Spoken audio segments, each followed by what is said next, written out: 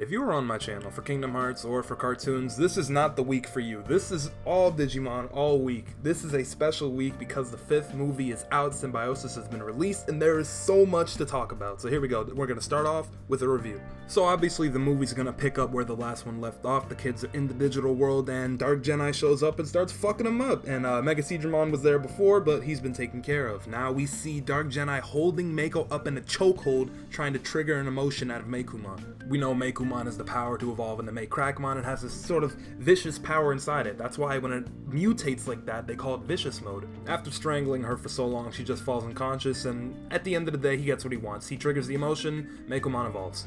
But before Meicoomon actually evolves, we see a reoccurring theme going on through this movie that Meicoomon was not meant to be. That's something that's gonna keep popping up throughout this entire movie, and it's important. The way they word it is that you should have never been born, you should not exist. And maybe that has something to do with the way Meicoomon is, not the fact that it exists in the first place, because we saw the egg in the beginning of Digimon Tri, but we saw a dark piece fall into it. Maybe that's what they meant when they said, oh, you should not have been, you should not be like this. But after Mako passes out, the movie treats us to a backstory of Mako and what happened when she was a child when she met Meicoomon. The year is 1999, that's very important, and here's why. 1999 is the year everything that happened in the first season of Adventure took place. That was all in 1999, so when they went to the digital world for the first time, this is what's happening. And the way we see Mako in the series, I know she looks really young, but she's the same age as Tai, so we know that the same age Tai was when he first went to the digital world, Mako is the same age right now. Even though it doesn't look like it, it's true. Just trust me, it's because of the art style of Tri. Mako and Meicoomon live together in their house in the country, and things are going relatively well, but because Mako's dad, I don't know what's going on with Mako's dad, we just know he's involved, he wants to do experiments on Meicoomon, and when he does that, some shit goes down. Meicoomon goes crazy without Mako being around, so she kinda goes furious. She goes into vicious mode and berserks on the whole factory. She utterly destroys the laboratory. Once Mako actually shows up to the factory, Meicoomon calms down and, everything's okay now. But now we see Maki in the background, and I guess this is where Maki and Mako meet for the first time. Maki, Mako, Meicoomon. What are these names? This is ultimately where the flashback ends, and we come back to reality where Dark Geni, I don't know if he's really Dark Geni, but we're just gonna call him Dark Geni for now. He's standing there saying, you were never meant to be born, but I've been waiting for you to be born. What? What did he do? You were never meant to be born, but you've been waiting for him to be born. Him, her, I don't know. Oh my god, I'm getting these confused. You know what I mean, right? He was waiting for Meicoomon to be like this. What? How did he know all this was gonna happen? Theory coming soon. Theory coming soon. Whatever though. So what happens is Crackmon Vicious Mode opens a bunch of portals and releases a bunch of the infected Digimon into the real world, and now they're wreaking havoc on everyday people. And this is part of the reason why people don't like Digimon. They see these attacking ones and they're like, oh my god, all Digimon are evil. That's racist. What? They're good Digimon. They're not all bad. But how are they supposed to know that? They're constantly being attacked. After all that, we see Maki appear in this sort of dark world, and she is strapped up, bro. She got a rifle in one hand, and then in her purse or whatever in her pocket, I don't know if she got pockets, you know where she's putting it, she got a handgun ready. I think, well, I know because I saw the movie. You've seen the movie if you're watching a review. She's in the dark ocean. She's emerging. She's transcending. But what is she doing here? Maki has gone insane in my eyes, but she is fully gone crazy. You never go full crazy, but she went full crazy. She's in the dark ocean. She's saying that she will be chosen. She's gonna find her partner again. Her Tappermon is gone, but she believes that coming here will find her. But when she reaches the end of whatever road she's walking, she finds what she's looking for. And I don't know if that's what's best for her. Meanwhile, in the real world, Mako's dad and Daigo are having a very interesting conversation with the messenger boy himself, Hackmon. See, my boy Hackmon drops the knowledge on these two real quick. He tells them, and this is cool, he tells them that Meicoomon is actually known as Libra, that's what they call him, and Libra holds a shard of Apocalamon's data within it. So that shard of darkness we saw falling into Meikoomon's egg as it was being born, that was a part of Apocalamon. So when Apocalamon was destroyed in the first series, at that very moment, one shard flew into an egg being born, caused the infection or the mutation, and that's why Meikoomon's like this. Once the kids' adventure in the first series was done, I guess the egg was somehow dispersed to Mako, maybe some people plotting in the background, they knew shit was happening. It's gotta be Dark Geni, or at least someone he's working with, because you weren't never meant to be born, but I've been waiting for you to be born. That's gotta be what it means. It had to have been him that gave that egg to Mako, or at least put it near her. But the ultimate decision that Hackmon came there to tell them is that Libra is a menace, Libra is in danger to the balance between the two worlds, Libra needs to be destroyed. Even though that they've come to the conclusion that Meikoomon's their friend and they'll try their best to help, Hackmon's there like, no, you can't. We've tried on our end to fix this, and there's nothing we can do anymore. Libra has to be destroyed. And he's gonna make sure that happens. Now back to the digital world, where our favorite heroes are having a little powwow session underneath a rock. They've come to the general agreement that the digital world sees them as a nuisance and kind of don't want them around anymore. And it's kind of kicking them out of the world by treating them with hazards like disappearing parts of the worlds and vines attacking them randomly. And you know, they're outcast to the real world too, because humans are hating Digimon, and since they have Digimon, they're getting the hate too. Mako's sitting there all discouraged because she's seeing all these special bonds the kids have with their partners and how she's thinking she doesn't have one, but that's not true. The fact that she came here to save Mekumon, that proves that she has a bond with her Digimon, and that's what the other kids try to prove to her as they're sitting here.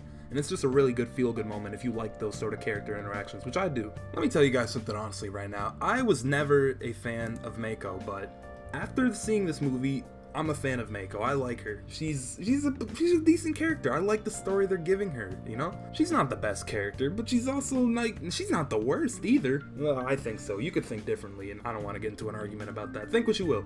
But I'm just trying to say she's not that bad. While still in the digital world, they go through a little journey, but eventually they're teleported back to the real world. And in the real world, whoa, whoa, whoa, 5-0 pulls up. The cops roll deep, the feds are watching, they pull them in for some interrogation. And from there, it's pretty obvious what's going on. Oh, Digimon are bad. No, Digimon are our friends. Endless conversation going back and forth. No one side's gonna understand the other side. But lucky for them, Mediator Daigo comes through and stops the interrogation and takes the kids under custody for himself to keep them safe for a little bit. He takes them to a safe place where they could stay and, you know, chill for the night. And from there, the movie kind of goes into a little OVA feel. It's good if you like the character interaction, but I'm just not going to talk about it right now because that's something you can enjoy for yourself and you don't want to hear me talk about that. But just know it's a very touching moment, a lot of funny scenes, scary stories, things like that. Okay, but morning hits and Maycrackmon's here and it's time to fight again. Maycrackmon has appeared. The kids are rolling deep. It's time to get some fights going. And you know fights are here because you see all the Digivices on the screen pop up when you hear the Digivice sound. When you see them on the screen, you know shit's going down. But going champion ain't enough. They gotta go to next level too. All of them Digivolve and Ultimate. It's just a big collage of transformation scenes. I love it. And just when you think things aren't getting any crazier, boom! Jessamon, out of nowhere, pops up. Nah. Oh, I know you're all fighting, but I'm here too. I'm putting a stop to this. At this point, if you're Daigo, you know what's going down. But if you're the kids, you're like, what? You're with homeostasis. Didn't you tell us to protect him? Why are you trying to fight him? And it's like, he didn't tell them yet, but it's over. Like, our partnership, whatever we had, it's over. We need this virus destroyed. You guys aren't doing it, I'm gonna do it. But oh, was that a mistake, man? Homeostasis shouldn't have done that, because the second Jessamon pulls up, Dark Jedi's there in the background laughing. It's like, oh, you fucked up now, big fella. You fucked up, because Maycrackmon just evolves. Dark aura all around it. We have Regelmon. Regelmon is here. Regelmon was the Digimon we saw on the cover. I thought it'd be bigger, but it's kind of a medium height, but that's besides the point. This monster is here and a brawl's about to break out. It's so funny that this is all happening because the kids are just like, what? Who the hell are we fighting? Who's the bad guy? They were trying to help us. Homeostasis is trying to help us from Yggdrasil and Alphamon, and now they're trying to fight us too? Like, what? And then the person we're trying to save, Regelmon, is also trying to kill us? They can't trust anyone, they only have themselves. Even though Regelmon's clouded by dark energy right now, we see that still has a connection with Mako from the way that it protects Mako when she's about to be attacked by Jessamon. Not attacked directly, but, you know, hitting the collateral. So obviously, right, ultimates aren't enough at this point, so Matt looks at Tai, he's like, okay, Omegamon, now, right now. So everyone just evolves into Mega and they make a plan to lead this chaotic fight towards the ocean. While they're running on the way there, something happens to Kari. She gets stopped because homeostasis possesses her again. So what she's doing here, she's trying to tell the Digidestin, okay, what are you doing? Why are you doing this? I'm trying to help you. I gave you the option last time to either kill him or do the reset. The reset didn't work. Now we gotta kill him. No, he's our friend. No, I'm taking this in my own hands. I'm killing him. But, you know, Kari's will pulls through and she's kind of having this inner fight within herself, the Kari side and the homeostasis side. And it's like, man, stop arguing with yourself. What are you doing? But as we look up, we see that Dark Jedi's watching. He's got the third eye wide open. He sees everything that's going down. He's grinning. As they get towards the ocean, Jessamon pulls Regelmon into a portal back into the digital world, and it's closing. As it closes, Wargreymon and Metal Garurumon fuse to make Omegamon or Omnimon, and he slashes open the portal. He's like, nah, you staying open, and everybody hops through, and we're back in the digital world. So now it's a little better, you know, this giant fight happening in the real world is now happening in the digital world, but now it's even worse, because my boy Alphamon pulls up out of nowhere. He's like, oh, you fighting? Bet, it's time, let me in the ring. So now we got a 4-man battle royale going on right now. What the fuck? Everyone's just fighting, and it's not like people are fighting for the same side. Everyone's got their own goal in mind. Everyone's fighting each other. It's a 4-man free-for-all. But as soon as the action starts getting good, the movie does us a favor, if you want to call it that, and it takes us to a different part. We haven't seen Maki in a while. What's going on? We see Maki now, and she is in the dark ocean. She's knee deep in that bitch, and she's like, Tappermon, come to me. I'm here. Where are you? Why aren't you showing up? And she's thinking that her Digimon's just going to show up like this is some graveyard and it's going to come back. But she turns around, and who do we see? And she's strapped up too. She's like, back up, don't come near me. Who do we see? An army of these swamp-like monsters. What are these monsters? Well, they're one of two things, or they could be both of the things. They could be either just normal creatures that inhabit the dark ocean, or they could be part of Daemon's, army of servants that he said he had when they locked him in the world in the end of 02, and they're like, hey, I'm gonna have my revenge one day, and this may be that one day. The other possibility is that, remember in 02 when Kari went to the dark ocean and she's like, oh, the monster there is saying, oh, you're gonna be our queen, you're gonna rule over us. Well, maybe they saw Maki and they're like, oh, you know what, this girl's kind of similar to Kari. She's got a good light with her at some point. She's been possessed by homeostasis at one point. Maybe we should make her our queen. Maybe that's what's going on here. But either way, Maki's standing there. She gets swallowed by the ocean. Absolutely swallowed. Nothing. Destroyed. Bodied. Somehow Daigo knows this is exactly what's going down. He's just like, in the end, I couldn't even save her, man. What kind of friend am I? But it's sad. Like, your friend is gone now, and he somehow knows that because of the connection they share. So, rip Maki. But, I think something else is happening, but I'm gonna talk about that another day. This is just a review. Meiko is seeing everything that's going on right now, and she just had enough. Kill Mei-chan. Kill Meikumon. Kill my Digimon. She's suffering. I don't want her to suffer. Kill her. And that's like a big decision, but the group's kind of shaky on it, but if that's what she wants, they'll do it. Ty's okay with it, Matt's not okay with it. But either way, they don't have to make the decision because Jesmon's making his own decision. He busts out a brand new attack, this green tri-beam ass attack, and he slashes a hole in the middle of the ground. The effects of the ray destroy the ground, and now the ground is crumbling beneath Meiko, Matt, and Ty, and Omnimon has time to only save a few of them, so Ty looks at him, he's like, go save those two. They're more than me. Rather save 2 than 1. But as that happens, Ty falls into this giant abyss. Daigo tries to save him, but it's too late. Tai is gone. He's dead. He's not really dead, but he's dead. The real effect of that light attack is that it kind of ruined the mood. Not ruined, but made it calm. The fighting has stopped. Everyone's calm, except Kari has this stone face. Oh, Kari, no. Kari succumbs to darkness. She's like, oh, I needed to be there for Tai. It's all my fault. And then this glowing dark version of her crest appears on her head. And then this dark energy, like I said before, Dark Kari has come. Dark Kari is here. All the dark energy surrounds her body, comes off of her body, and then goes into Nyanmon. The Nyanmon just super warp digivolves into Ophanimon fall down mode. And now we have it. Ophanimon fall down mode is here.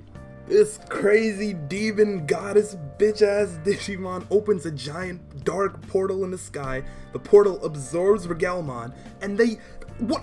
Bro, it must run in the family to have like darkness in your heart, because Tai did the same shit back in the day, but they dark DNA Digivolve, they dark Jogress into this monster. What? This fleshy monster? I was so shook when I saw this.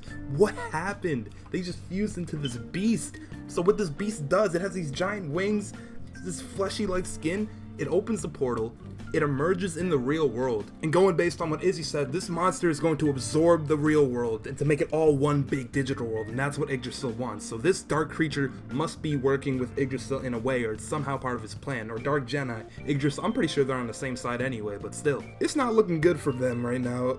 Ty's gone, this monster has been unleashed on the world, 2 kids are without Digimon and look kind of in a trance right now.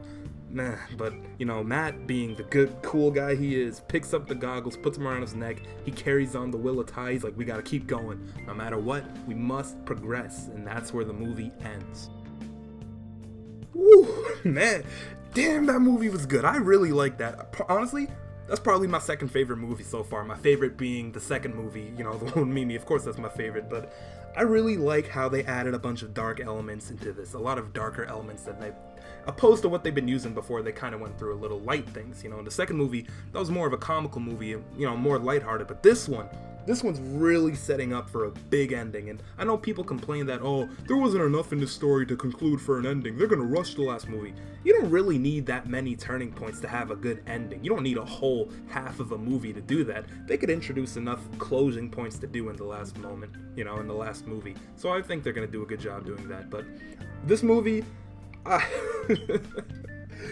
what happened? Oh my god, Maki's gone. The fucking Digimon are gone. Kari's in a trance. What the fuck, man? But I got a lot of other cool ideas for videos planned up. Don't worry, I'm gonna have one out every day. It's something related to what we talked about a little. I'm gonna go more in depth about it. But with that, let me know if you guys enjoyed the movie. Start a conversation in the comments, because I know in the song I uploaded the other day, you guys are sparking conversation. So do it here. I wanna read what you guys are saying right now. So with that, I'm out of here. Goodbye.